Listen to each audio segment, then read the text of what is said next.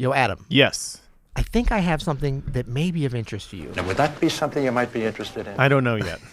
Well, let me just throw a few names out there for you. Okay. Oscar Peterson. Yes. Okay.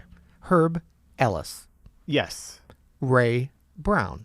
Yes. Amsterdam, the Netherlands. Yes. Well, I've got something for you, buddy. Let's do it. Okay.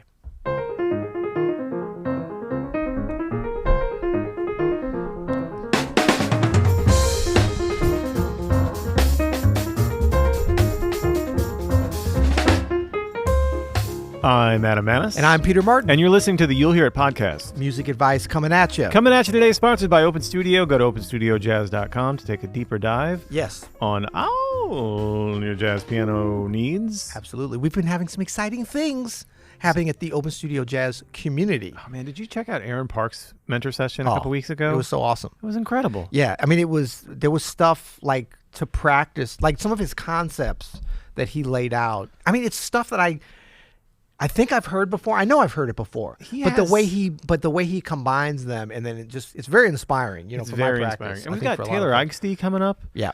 In about a week. We've got Elio Alves this week. Don't sleep on your Open Studio membership and come to these mentor sessions. They're so live, much fun. Yeah. Every Friday. Every Friday. Yeah. You've been known to do one every now and then as well. A couple of them. Yeah, Done that a few. can be fun. Yeah. Okay, so what I thought would be fun today is if we listen to something that I just got hip to last night. Okay. Like I've never seen this before. Okay. At least that I remember.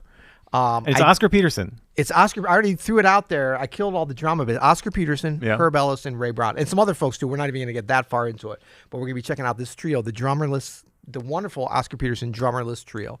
That's not what makes it wonderful that it's drummerless, but it is. I do love the Oscar Peterson drummerless trio, specifically with Ray Brown and Herb Ellis. I think it's one of the great trios, and also the guitar piano trio is really underrepresented in today's scene. It's a great sound. Yeah, it really is. And I think for this venue, we're going to discover on this beautiful video. First of all, shout out Kelly Martin, the wonderful, beautiful, illustrious, intelligent, and my life partner, Kelly Martin, because she hit me to this video last night at about 11 p.m. So it's ended up staying up quite a bit past my bedtime and watching this.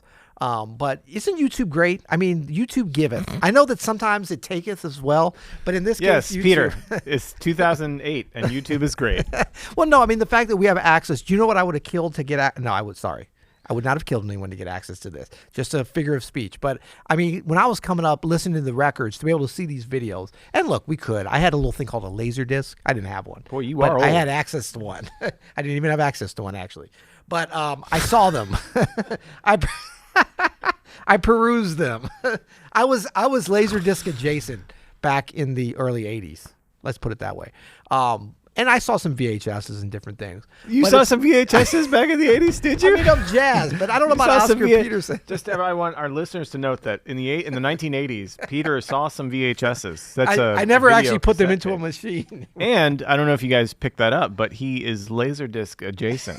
So, see, this is why we do the podcast a little later. What we lose in sunlight, we gain in humor. So. It's really throwing off our balance. So the listeners can't see, but for everybody on YouTube, you might notice that our beautiful background is now a black curtain because it got too bright outside. It's too bright outside. If St. Louis has any faults this time of year, it's too sunny. We need Tina from Sunshine. I know. Draperies in here. We need to improve that. But anyway, Kelly hit me to this last night, and it's such an inspiring thing. And look, let's just play it. I'm going to pull it up right here, and that's Norman Granz or Norman Granz or Norman Granz. I'm not sure, but the famous jazz impresario, and I believe was at this time also Oscar Peterson and Ella Fitzgerald, who appears later in this, and Ray Brown, all their managers as well, the presenter, the booking agent, might have been a little bit of conflict of interest, but it was a different time. We're not going to talk about that. But the idea is that he put together these concerts. I believe it was like Charlie Parker with strings at Carnegie Hall, a lot of really early big-time jazz presentations. Didn't he bring Oscar down when Oscar was still a teenager? Could be. Norman? That sounds right. Yeah. I know he was instrumental in his career. But this is a cool venue. This is the Concertgebouw in Amsterdam. I believe I'm saying that right. Concertgebouw. And in Amsterdam. And check it out. So he's bringing up the band, the first trio. Whoever seen our show will recognize the great pianist Oscar Peterson. And this venue's great. I played there before. The dressing rooms are still up there. You have to walk through the audience because the dressing rooms are up at that behind the audience. That's so cool. Yeah. No lid on the piano, which, as you see here. I think we already introduced Ray Brown. And The Oscar Peterson Trio. Yeah, already. Look at that setup. That's amazing, They are man. close It's like my AF. dream setup. So This good. huge hall, everybody's surrounding you. Amazing. Ray Brown just comes with a perfect bow and intonation. Just bam, right off the bat.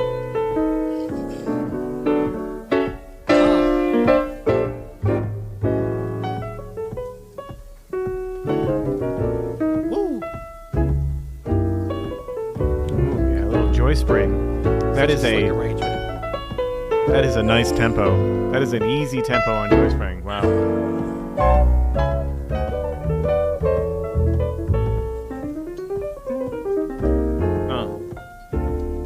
But check it out. Do you hear he's tapping? I think it's Oscar Peterson, I'm sure, is tapping his foot, which is super like steady and surprisingly loud. But the way that they're all playing is so relaxed, but it's like right in there in that groove. But you can hear that tapping.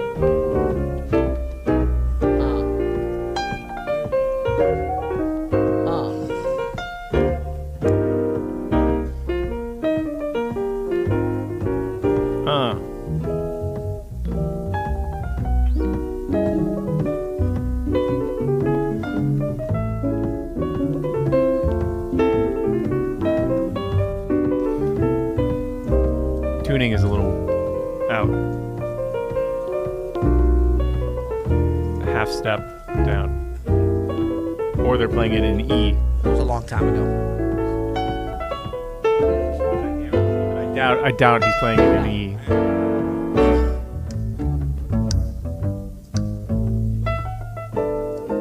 Yeah. Oh, Whoa. goes out of time, just bam like that. For those of you who don't know, Oscar Peterson was a obsessive rehearser. Apparently, they used to rehearse after their gigs in clubs. Right? Is that union approved? No, not union approved. Till like the break of dawn, they would rehearse for hours after they had just played a concert. Yeah. So this was one of the tightest groups in the land at the time. For Yeah, sure. and I mean Ray Brown is just like a textbook pizzicato and bowing and segue back and forth, textbook technique and just vibe, the whole thing. Herb Ellis killing it, as we're gonna see. Oh, why does this sound better than a lot of current recordings? It's wild. Hello, Ray Brown.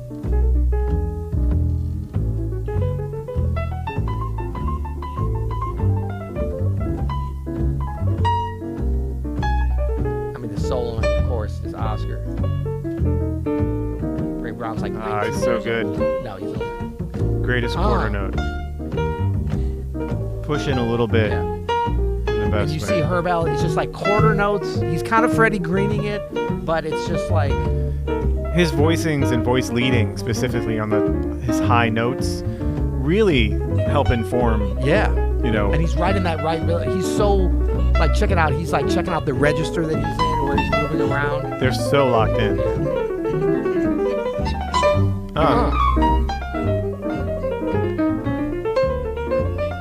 And I mean, Ray Brown, everyone was like, oh, he played too far in front of the beat.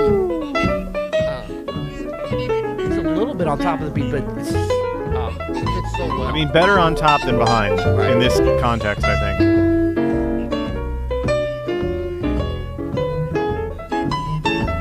And I would just say this: I hate to even stop this. But I I hate to talk over it though. No, but it's like, so Ray Brown is a little on top of the beat. Herb Ellis perhaps is right on the beat, maybe even a tad behind. Yeah. But this is an important thing for like thinking about, especially when we play in a little bit more exposed trio situation without drums and without, like, typically we're thinking about the rhythm section really is the bass and the drums, right? So now it becomes kind of everybody's thing. But if you even hear the way Oscar Peterson is soloing, it's different than if he's playing with Ed Thigpen, right? And so you've got the rhythm section becomes bass and guitar. And like the way that it's the same way, like the cymbal doesn't always have to be ding, ding. Like the bass can be a little on top of it. Like you heard that with PC and Philly Jones the other way, maybe. Yeah. Like, that's a very exciting kind of thing. Like you can be in the groove without being metronomic precision of approaching the beat. In fact, that's where you have that interesting swing humanity that happens, I think. For sure.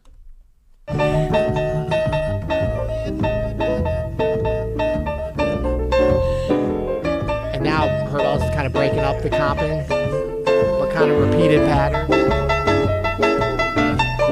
That dude combed his hair well.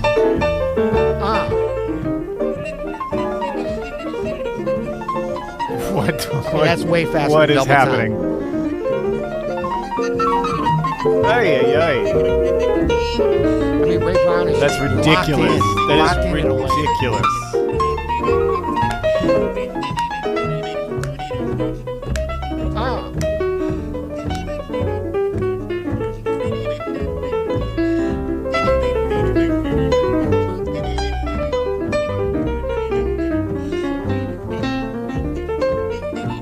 So it just, what's the most amazing part about all of that fast passaging things that were happening there, that fast passage was, it wasn't just him running his fingers and playing fast. He's playing like actual ideas. Yes. Like actual musical themes and ideas that are He's just speeding up the they're just happening at of an it. insane speed. That's incredible to see. It's so great. And I mean, look, he's sweating, but like his whole mannerisms every are drop like of so sweat relaxed. every drop of sweat is earned here. Yeah. Like, look at that. I mean, it's like all of the physical effort, everything is directly, it's economy of motion. He's still super relaxed in his hands. Look at that. And his legs are just picking his hand up to play those chords. Yeah. Right into the arrangement, to the segue.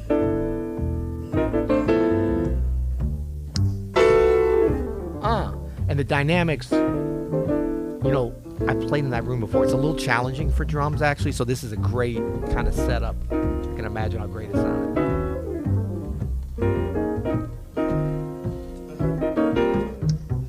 Ha! Hey!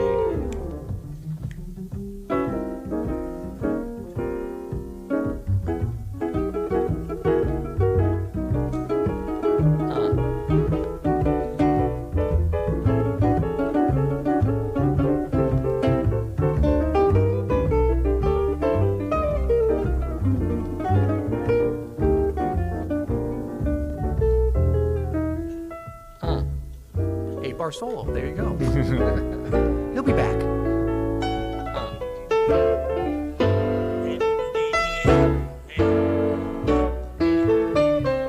Hey, that's a great arrangement, man.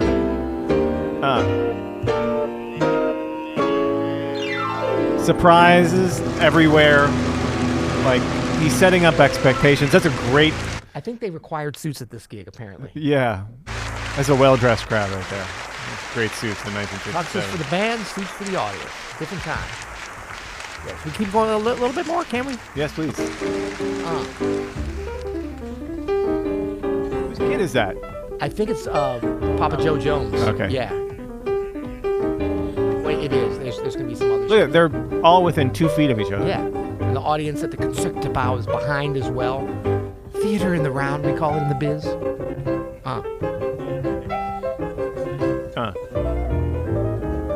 So I want to put something out there. So criticisms of Oscar Peterson that I hear. Yes. He's just chops. He's just technique. The Jazz Olympics, I've heard. It's the Jazz Olympics. And so obviously, like, you can't refute that by saying, oh, no, it's not that, because his technique is off the charts, objectively. It is that. Yeah. Right. Yeah, but yeah. what I would say is what I get out of this, and look, YMMV, we're going to bring that back. Your mileage may vary. Yep. But to me, how he channels that is into a very positive place in terms of, like, he's able to express, and with the kind of level of nuances with the other types of things that are not just agility based at an even higher level, because he has this amazing technique. If you check out his dynamics, the weight of how he does this, how he voices things out, that's all part of technique that he's also taking advantage of. And so, yes, at times he plays very fast. As you just heard in that other arrangement, there's times when he's playing very slow and he's going back and forth. So to me, the nuanced approach, it opens up a world. He never, to me, is relying on just chops in the traditional I think sense. a lot of his sort of detractors are going on the fact that there's so many bad imitators of what he's trying to Right, do here. Like, right. there's so many people like That learn one of his licks and then or they just don't try get to the whole like thing. get the sound, and it's kind of corny when it's not done right. But whenever I hear him, especially when he's in this zone, which there are some live recordings where you're just like he's in another level. Yeah. Then almost Call that any of his beast mode, studio S albums. tier beast mode. Like, I think Oscar's one of these musicians, and there are a few who I would put like Roy Hargrove. I would put Oscar. I would put, in a sense, even Miles. Their live recordings are almost better than any studio record that they made because they are so in tune with the audience and they're getting energy from the audience. And to me, Oscar Peterson is one of those players where every time I hear a live recording of him, I love it even more than his greatest studio recordings. Agreed. Yeah. Agreed for sure. Plus, I think some people coming down on him, it's just like my mama told me, there's going to be haters. Oh, boy.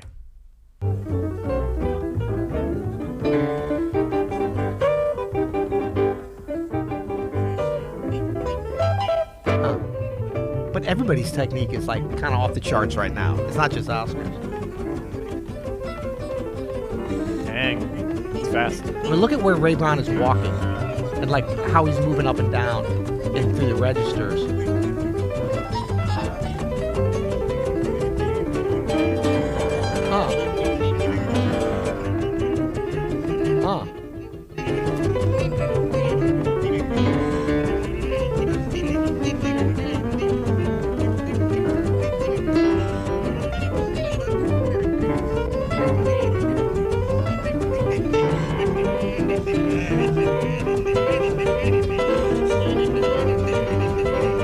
The other thing is like, It's so sick. I mean, it's so like, it is the Olympics. It is very athletic, but like the way that Oscar Peterson is playing physically is not like that. Like there's an effortless look to it, you know. What is it? Oh, right. That was a big circle we went on there. You know what I'm saying? But it's not like he's actually minimized. Like if you looked at what he was doing without, like, check this out. We're going to go muted here. Okay? Check this out. It's very compelling. Like it doesn't seem like Well, if you're not watching now, I'm playing the video. Everybody's no sound. incredibly relaxed, even though this tempo it looks like they might be playing kind of fast. slowly, or I mean, you can tell he's moving, but like everything could be like right about here, right? It's not but frantic. It's not stressed. No. But then bam. It's still not frantic. But it's very fast. I don't see any tension in his shoulders.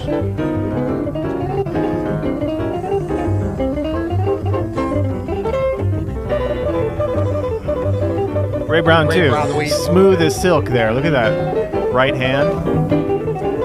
But he's moving so he doesn't block it. What a sound. Man, Herb Ellis too.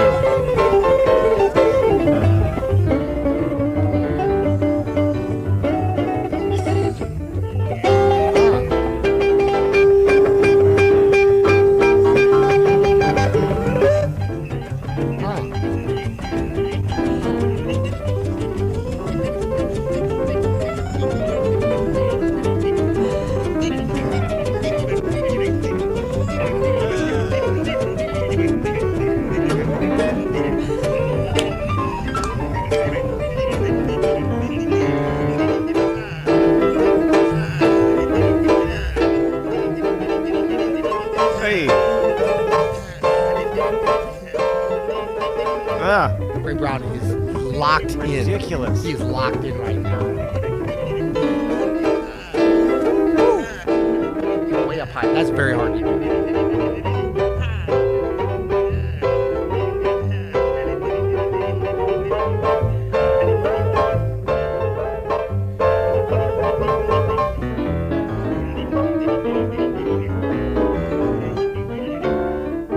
You don't see a lot of trios doing that at these tempos, like those kind of tight arrangements. You know what? It actually reminded me of like some burning bluegrass bands that would do like a big tight shout chorus like that. And it's got that same kind of like joie de vivre. Amazing. And so good, so good.